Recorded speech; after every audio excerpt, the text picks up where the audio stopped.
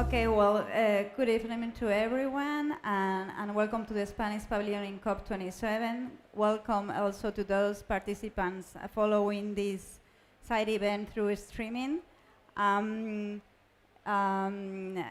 we are today in the Water Day, in the thematic Water Day in COP27, this side event also focuses on water and adaptation to climate change. So I'm very happy to have a presentation firstly to present the Spanish approach on water and adaptation, main policies and instruments that have been developed over the last years.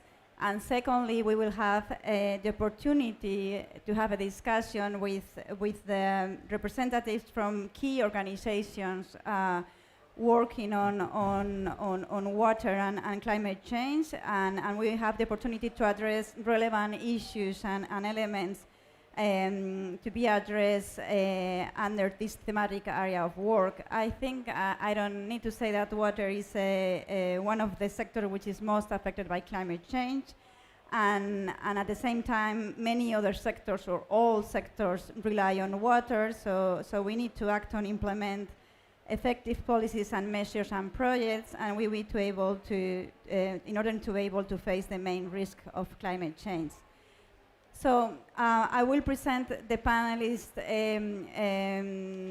right after the presentation of the keynote speech from Mr. Teodoro Estrella, General Director of Water from the Spanish Ministry of Ecological Transition and the Demographic Challenge. Mr. Estrella has a PhD and a master's degree in civil engineering. He has developed his career at the General State Administration, and he's a former permanent technical secretary of the Mediterranean Network of Basin Organizations. We will first proceed with a video from Mr. Teodoro Estrella, and then we will continue with a discussion with the panelists we have in this side event. I think it will be better if we attend from that, so we are able to see the video. Thank you. Good afternoon, everybody. It's really a pleasure for me to be here in this event hosted by the Spanish Pavilion. I am going to talk about the water and adaptation to climate change and the challenge that we have in Spain. I will make a presentation about the main issues.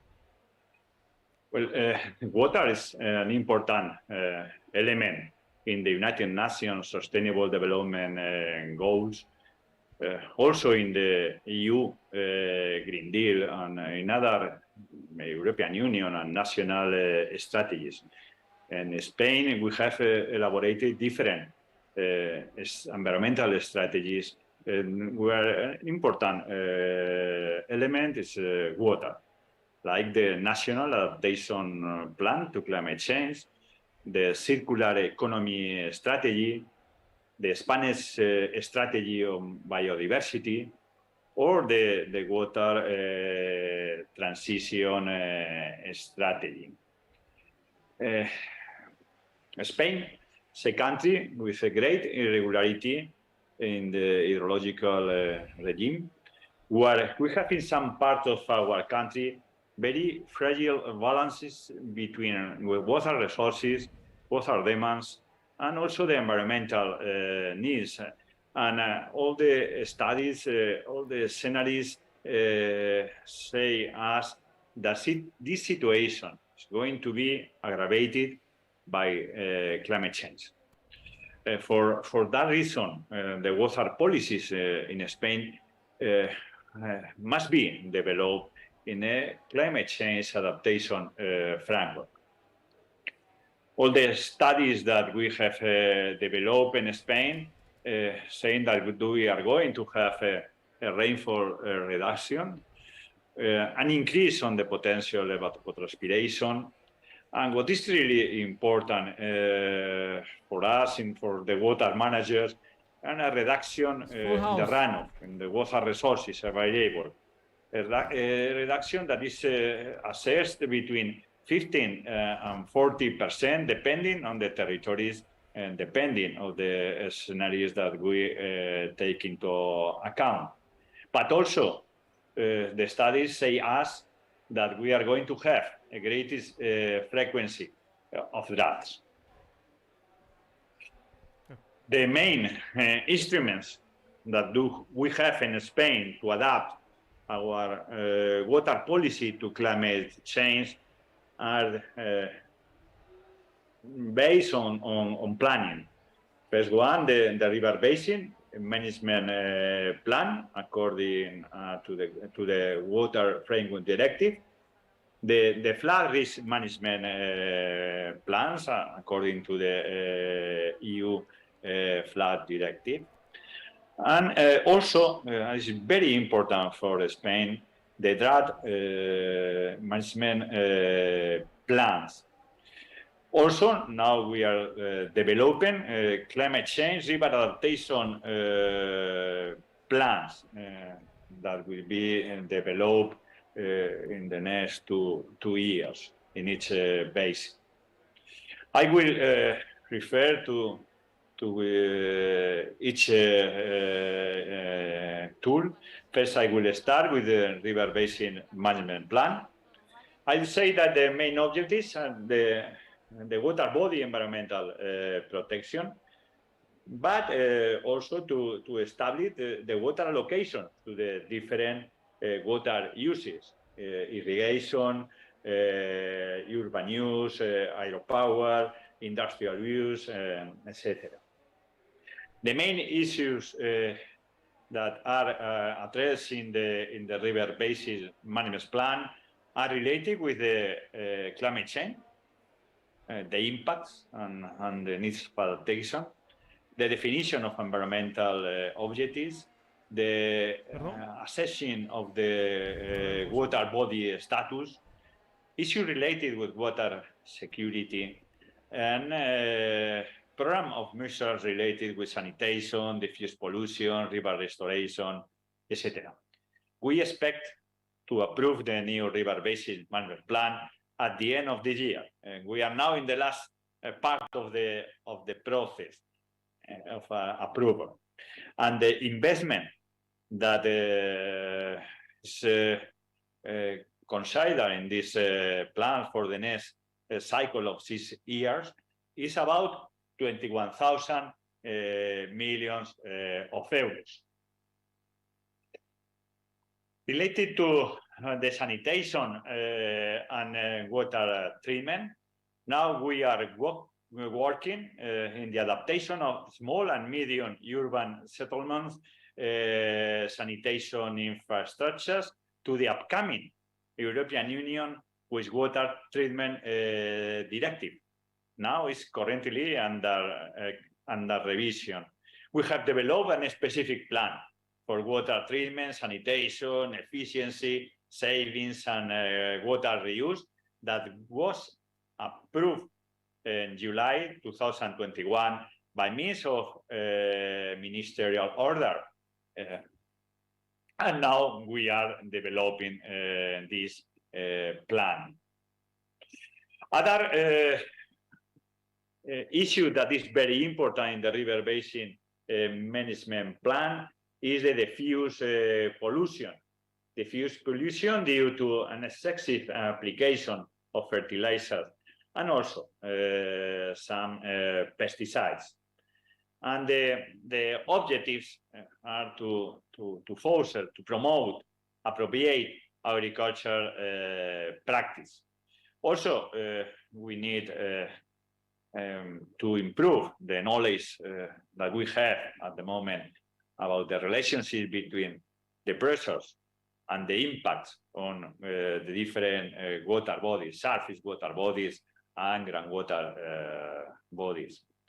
And recently, it has been updated the regulatory framework for nitrates in Spain by means of a royal decree, Royal Decree 47/2022 of January 18, on the protection of waters against diffuse pollution produced by nitrates from agriculture sources.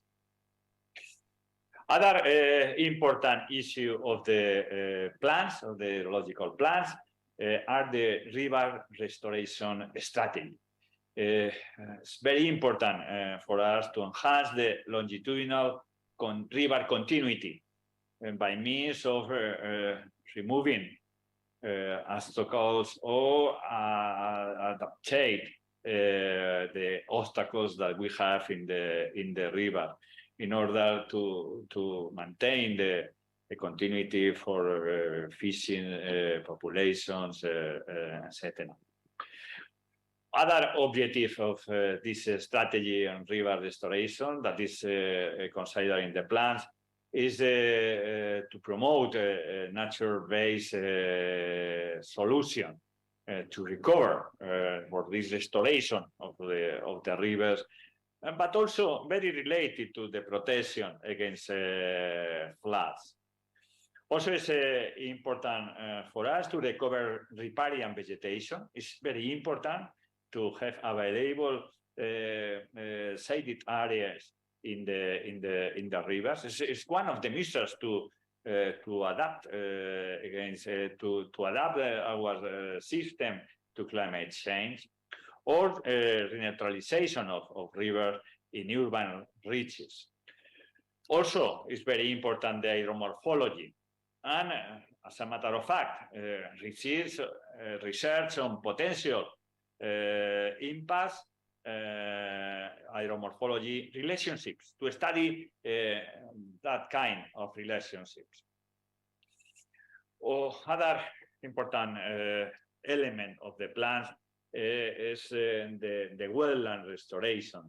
And we have developed different specific plans and action programs for the main Spanish wetlands, like the Albufera of Valencia, Mar Menor, Delta del Ebro, Tablas de Damiel, or Doñana, in order to make a sustainable management of the wetlands and the area surrounding the wetlands.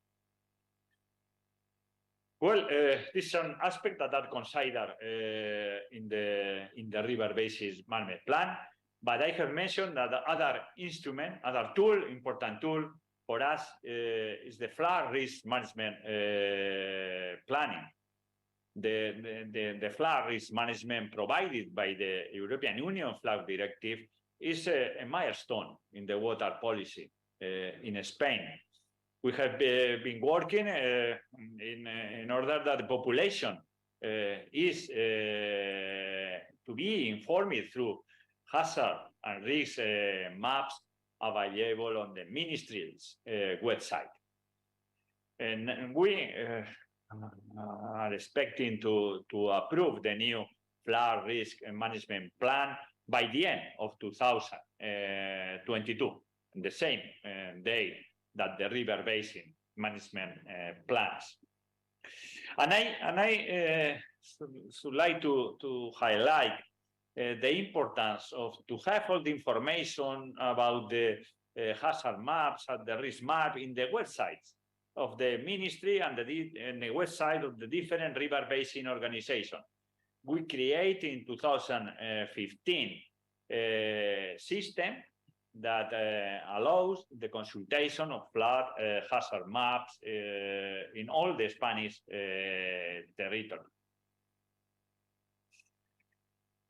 If we talk about floods, we must talk also about droughts. We create in 2005 a drought observatory. And the main elements of that drought observatory are the global system of hydrological indicators developed by the ministry. This indicator system produced maps since the year 2005. These maps are produced on a monthly scale and can be downloaded from the ministry web page. But other elements important in the drought management are the drought management plan developed by the river basin authorities that were updated in 2018. And now in Spain, now we are we are suffering an important drought. We are going to update again these plans in 2023. And also, it's an important element, the drought emergency plans developed for all population with more than 20,000 inhabitants. And these plans are focused on the public water supply for the different populations. The drought management plan that consider the different water uses and affect all the river basin district have the main objective of the plans is to minimize the environmental, economic, and social impact of droughts. And the main contents are first diagnosis of the previous drought in the area in order to understand well the phenomenon.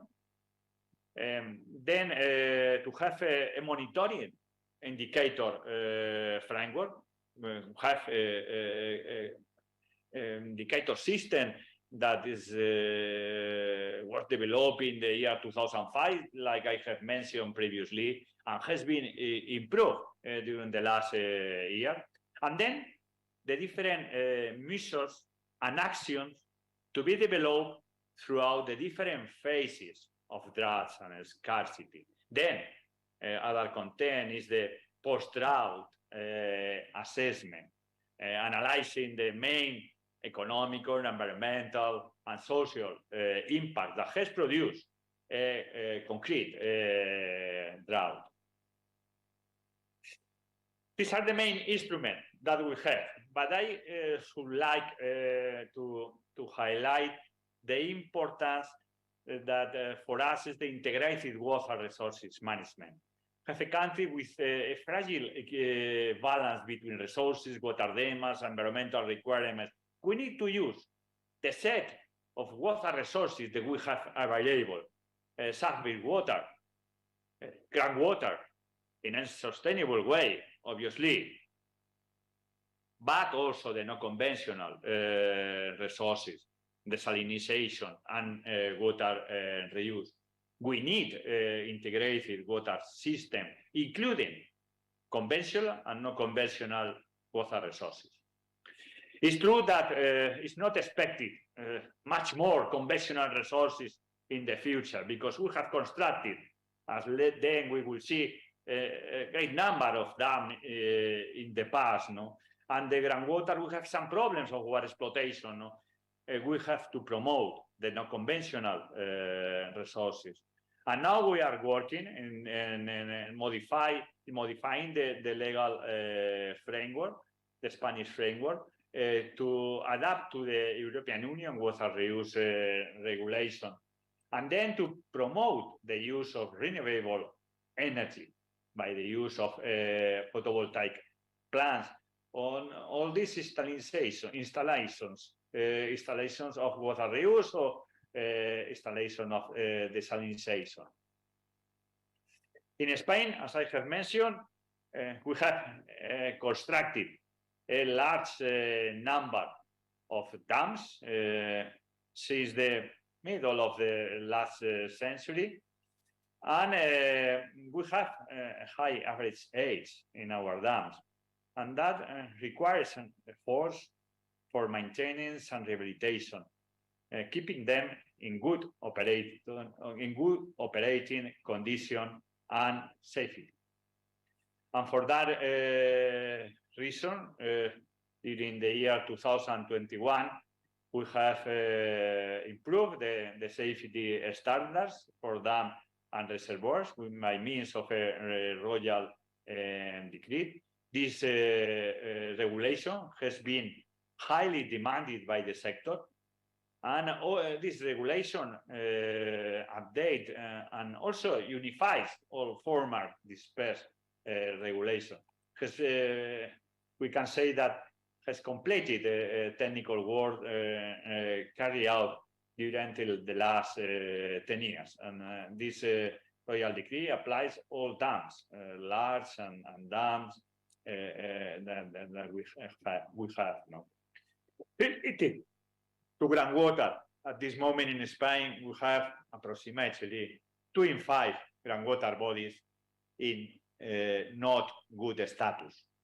And due to overexploitation, we have extracted more than what is would be adequate, and we have extracted more water than available resources. And we have the main chemical problems are related with the high concentration of nitrates due to an excessive use of fertilizers in some areas of Spain. We have to promote all related with groundwater, and we are finishing a groundwater action plan that include different contents to improve the knowledge with better aquifer characterization, to increase the control points in our monitoring networks, to develop for each water body in bad status hydrodynamic and quality numerical models. We have some models developed in different aquifers in Spain, but not for the whole of the aquifers that are in bad status. And we must also have a better knowledge about the relationship between the water uses and the water body status, and also better governance. And all this needs money, and we are going to develop investments estimated in 500 million of euros till the year 2030. In this integrated water resources management, the water reuse is essential. At this moment, Spain reuses over 400 million of cubic meter per year.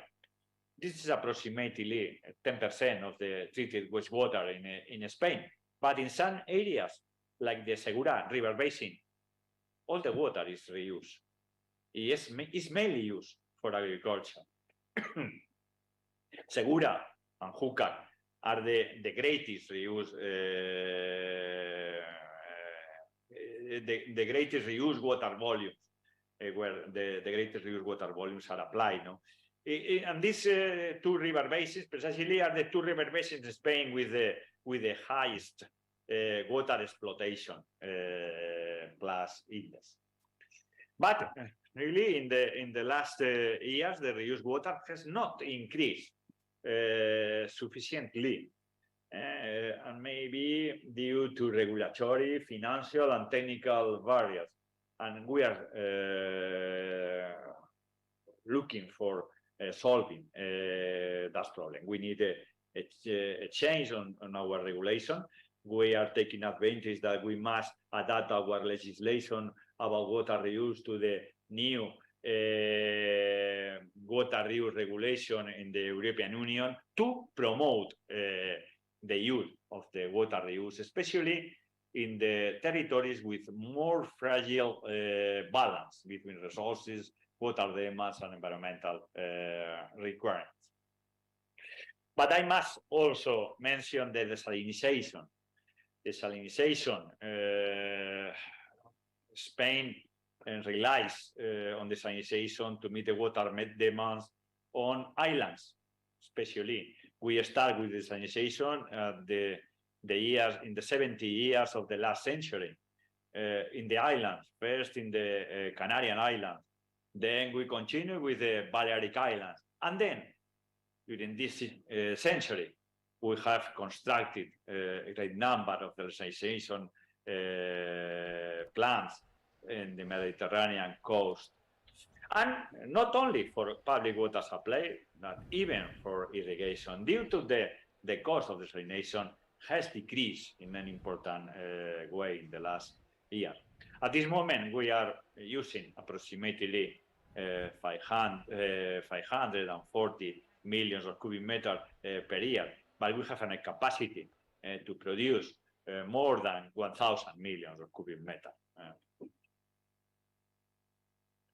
And I should like also to mention the importance of the efficiency in the water use, the efficiency in the water systems, and in the urban water cycle has produced, as you can see in the future, a significant improvement in water efficiency in the last years, but also in irrigation. We have had an important increase in drip irrigation in the last year. This is in the graph is the blue line, and we can observe the important increase that has produced in Spain. And I wouldn't like to finish my presentation without talking about digitalization. And now is one of the angular milestone of the Spanish water policy. And in the framework of the recovery plan of the European Union, we have developed a strategic project for economic recovery and transformation that has been approved by the Council of Ministers of Spain. And that in this project is scheduled to invest 3,000 million of euro the next year in a complete water cycle digitalization. From this will be a public-private collaboration. 2,000 million of euros will come from the national public budget, and 1,000 million of euros mainly from the private sector.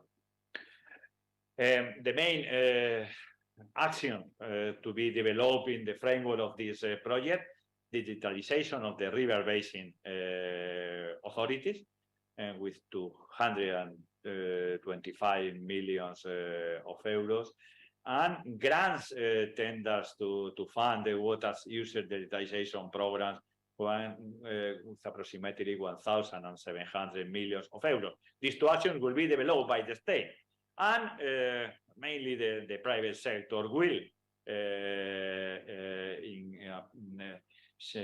support this project with other 1,000 million of euros. This is one of the main projects that we are going to develop in Spain in the next years. And this is the main Spain's challenges that we have for the next year. For us, the adaptation to climate change is absolutely essential, and we will work on it.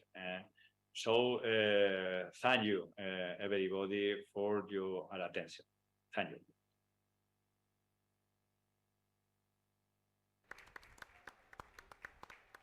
Thank you. Well, then after this detailed presentation by the Director General of Water of the Ministry of Ecological Transition, who has presented the main instruments and policies to address the challenges of adaptation to climate change in the water sector, and instruments and policies that are key to implement national adaptation plan to climate change. I have the pleasure to moderate this panel with key representatives from key partnerships and organizations. As I said, this side event is followed also through streaming, and it will be recorded, so it will be hosted there in the website in the ministry. So let me introduce all of them to you. We have José Díaz Caneja, elected Director of the European Region, International Desalination Agency, and Chief Executive Officer of Acciona Water, Acciona Agua. Yes.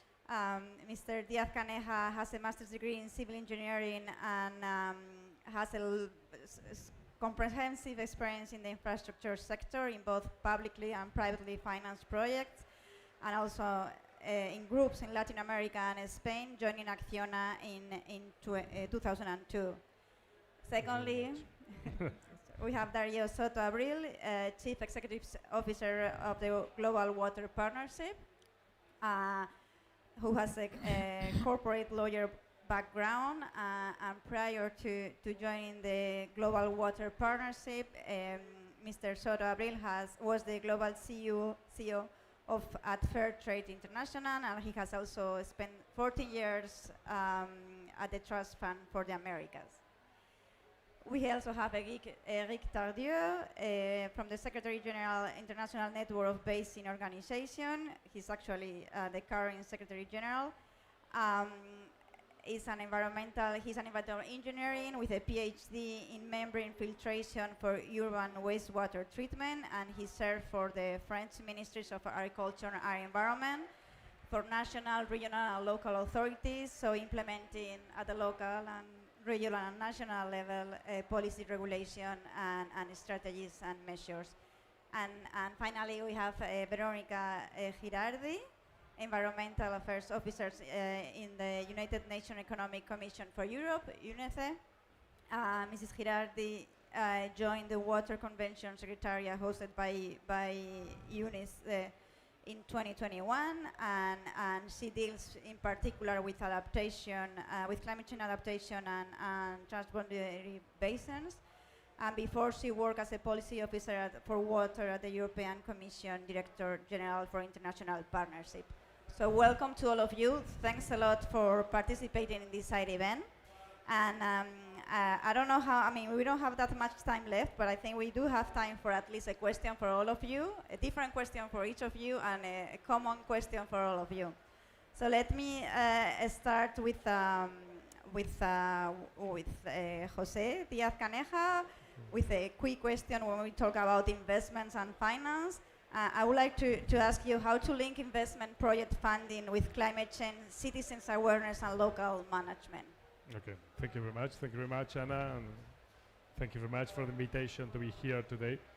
And well, I think that the Director General of Water of Spain has presented the thing in a very comprehensive introduction, and I just would like to point out that for the huge amount of money that will need to be invested in order to bridge the gap of the water infrastructure, which is estimated in, roughly speaking, $6 trillion, and that will jump to the range of 22 trillion in 2050. There is definitely need for combining the public funding with the private sector investment. Private sector, I think that we have a little bit of, okay, it's going on. And private sector investment is not different here than any other sector. And the need for a framework that will give credibility to the safety of the investment and the returns itself is the crucial thing. I mean, there is the whole willingness on this type of infrastructures to be developed, not only because of the consciousness of the need and the requirements to solve problems that are I mean, crucial for all of us, no? And we have been seeing here this for last week, but also, and looking at it from a purely economical perspective, we're talking about the long-term projects that will be required, that will have a demand, and that will be well perceived by everybody. So we have all the fundamentals, but the reality is there is a need for detailed landing on the reliability of the structures to attract this financing. Being a little bit more accurate and not so vague. The need for the need for an individual very, very, very broad range of risk here. Credit ratings, solvency, sustainability, not only environmentally but also financially in the long term, and of course a well-designed program and pipeline of projects. That's to me are the key factors that will ensure the success of this type of initiatives. Thank you. So, well, you said so many, important ideas, but I think combining public and private funding is a key issue for water sector and for many other sectors. The strong, sound and regulatory frameworks and the idea of long-term projects taking into account social, economic and environmental issues for the public awareness. Let's come back with, let's go now for a second question for Darío Soto, a more technical question, I would say. What are the main hurdles, in your opinion, to incorporate non-conventional resources like desalination, reuse into water planning? Well, I think it's similar to the answer of my colleague here, but the inverse one, no? So the biggest hurdles are first the lack of a good regulatory environment that is welcoming to blended investment, to investment in general, that will nurture these new technologies, desalination, etc. That's one. The other one, of course, is a lack of financing, and sometimes governments don't have enough. There's not a lot of good analysis in terms of de-risking, how to have this startup financing that would propel the investments also from the private sector or multilaterals. Also from the notion of integrated water resource management, another element is that sometimes there's not enough involvement of local communities, local governments in the planning or in the implementation of these new technologies, new ways of working, etc. And I would say that the final one, of course, is lack of coordination between agencies, between the government. There's a lot of need for integration from the national to the local level. Different agencies working on the same, promoting investments, promoting, we're talking about droughts, floods, dealing with floods, with droughts. They're not talking to each other. So this lack of coordination is really, really one of the impediments towards new technologies, new investments, etc. So I would say those three elements are barriers to. Okay, thank you. So I'm not a water expert, but I see many similarities with other sectors, and well, the idea of reinforcing coordination within sectors and with all levels of the administration, and it's also key to, because we do have the technologies, we do have the know-how, but we need to mobilize the funding, but also coordinate at all levels.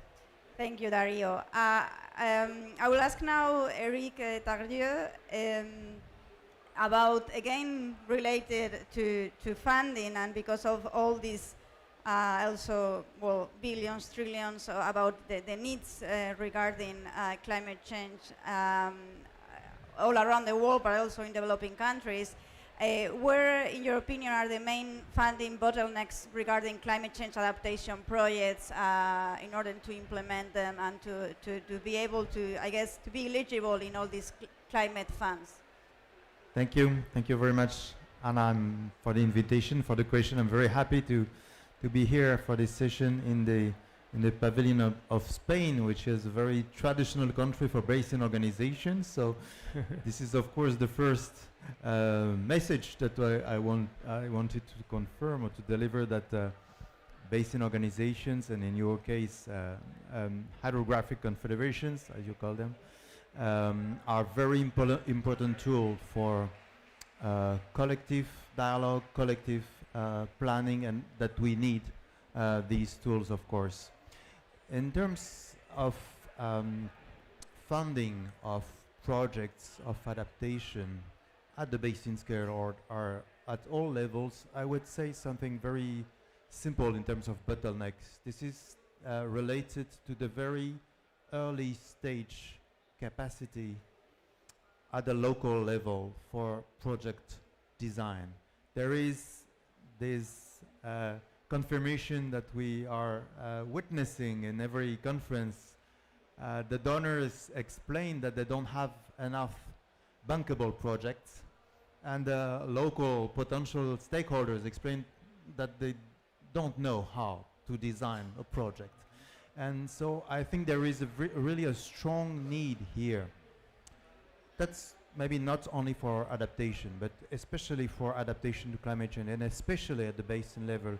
There is really a strong need for early stage project development, capacity building, and again, dialogue between the local stakeholders and the donors or even the national administrations. Because as Teodoro Estrula has mentioned, there is a lot of infrastructures, smaller or bigger infrastructures. There is a necessity for a lot of local dialogues if you want to adjust the traditional water uses and adapt them to climate change. And so the main bottleneck I would like to insist on is really our collective capacity to support at the very early stage of transformation from ideas to project the local stakeholders.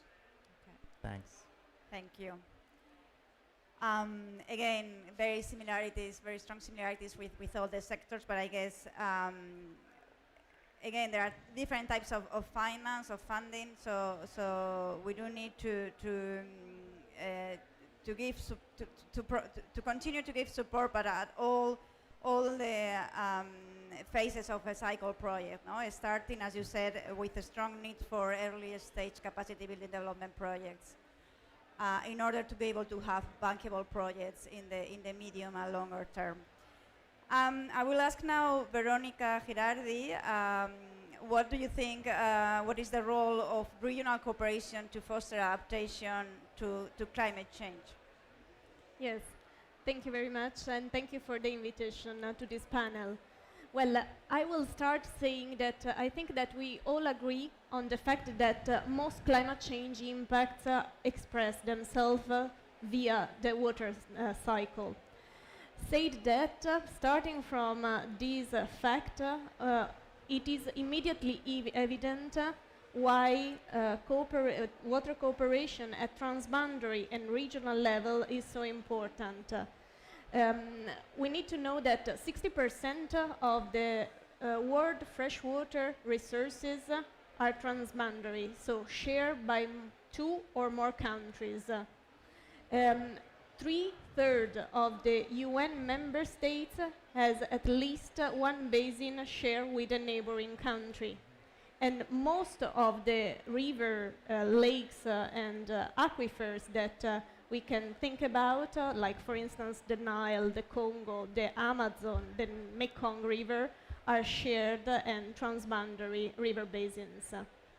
So cooperation at transboundary level brings multiple benefits. While cooperating, countries exchange data and reduce uncertainties, identify better priorities, and avoid possible negative impacts of unilateral adaptation measure on the other riparian countries. There is an increase, but still not sufficient, engagement of river basin organization and stakeholders in developing adaptation measure to climate change. We know that with the last SDG 6.5.2 monitoring report, out of 129 countries that reply, only 24 have all-day national river basin covering by agreements. And only 43% of these agreements cover climate change. Therefore, there is still a need to scale up engagement to improve our efforts. Well, I can say I work for the Water Convention managed by UNECE, and we are a global instrument working also on climate change aspects. We support countries and river basin organizations in this sense, in the preparation of agreements, in also in exchanging good practices and information, for instance, through the global network of basin organization working on climate change adaptation, together with the colleagues of IMBO, and many other activities, because regional cooperation is fundamental. Nor climate nor water are national issues. They do not know borders. Yeah. Okay, thank you. I think that's very, very important to highlight how in this sector it's key to reinforce the cooperation at the regional level, at the transboundary level.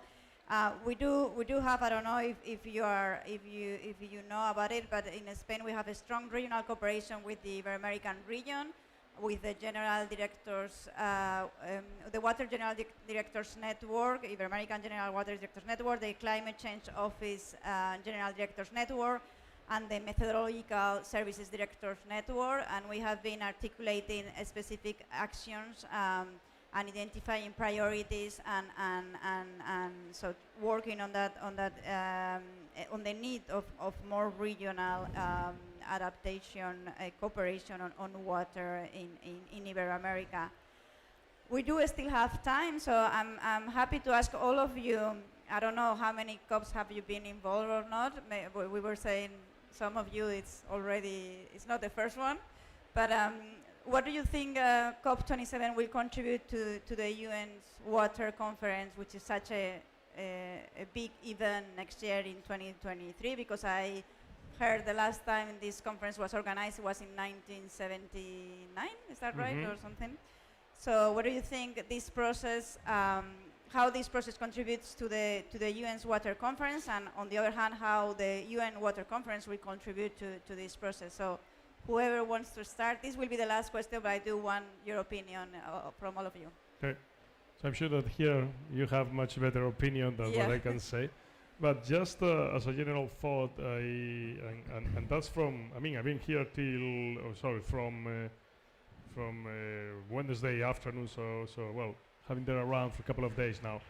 In my experience, I think that COP events were mainly up to now much more focused on emissions, and the water issues has been kind of a side thing that each day is becoming, maybe because I'm dealing with water, but becoming more and more important, and that probably up to now we have not put them in the right level of relevance.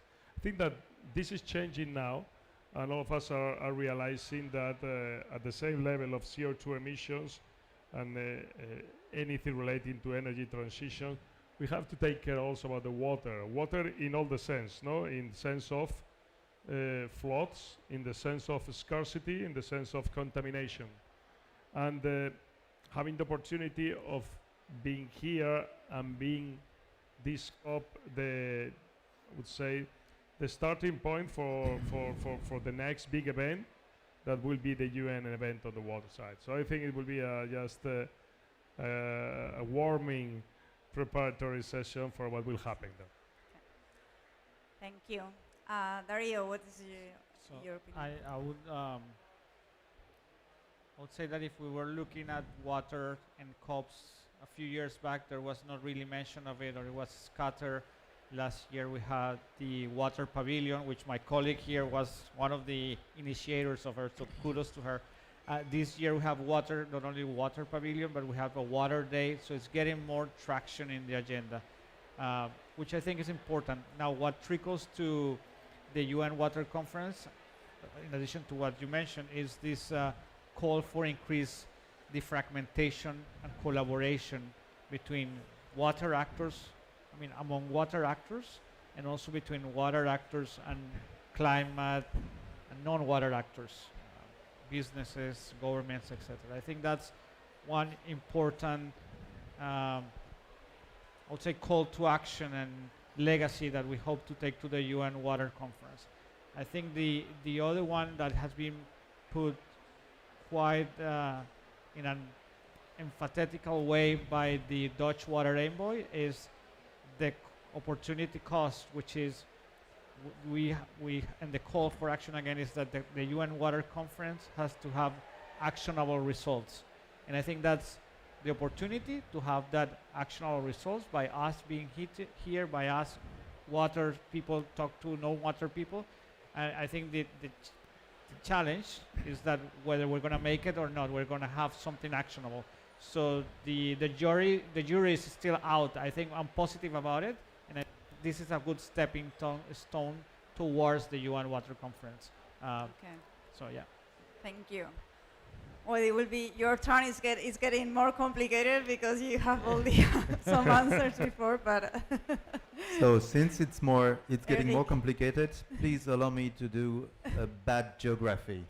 So Sharm el Sheikh is on the road from Dakar to New York. Mhm. This is bad geography, but this is very important for us at the International Network of Basin Organizations, because during the World Water Forum that took place last March in Dakar, we had for the first time a political segment dedicated to basin organizations, because we believe there can be tools that are able to accelerate SDGs, especially 651 and 652. And here at this COP27, thanks to Egypt, water is at the core of the concerns, because adaptations has very high profile here. And we know that water is climate, as we used to say in previous times, but that adaptation is water, for sure. 90% adaptation is water. So this is really a very important milestone for us in order to really get these issues addressed during the next UN Water Conference next March. Because there is this 1 year timeline that are very important for dialogue reinforcing, dialogue building, intersectoral cooperation, and also in order to showcase all the tools that we have for adaptation to climate change, but also for other water-related challenges. And this is really important that we continue on this pathway from Dakar to New York. But as it is bad geography, it's a long way from Dakar to New York. Thank Thanks. you, Eric. And Veronica, you have the last word, Yes. and then I will try to wrap up a little bit so we are Sure. all on time. Sure. I fully agree with my colleagues. COP27 is one milestone in a pathway. It started already probably last year with COP26, where water had finally a place. It continued with the World Water Forum in Dakar. It will arrive at the Water Conference in March next year, where we know already that one of the 5 dialogues will be on water and climate. But I think that, and I hope that it will not stop there. So I hope that the Water Conference of next March will be another milestone in preparation maybe of COP28 of next year, and so on. Okay, I'm sure it will not stop there. I think water is the sector for adaptation, but also for mitigation, because it's all linked. I also agree that since the Paris Agreement, we have the adaptation pillar at the same level as the mitigation pillar, but still we have been talking a lot about mitigation and emissions, but adaptation is the highest priority also now. Yeah. I mean, I do agree with all of you the need to involve all actors in both events, in both summits, and that we do have the experiences. I mean, we do have the best practices on regulatory frameworks, on tools, on technologies. We just need to adapt that to each regional and local area, taking into account the climate change scenarios. And of course, we always say, I mean, I work for the Spanish Climate Change Office, and we always think that the SDG 13, that if we do comply with SDG 13, we comply with many other SDGs, but it's the same when we talk about water or energy. If we do comply with SDG on water and energy, at the same time we are advancing in the whole 2030 agenda. So again, thank you very much. Hope to see you around, and maybe we'll organize another side event on this season next year. Thank you very much. Thank you. Thank you.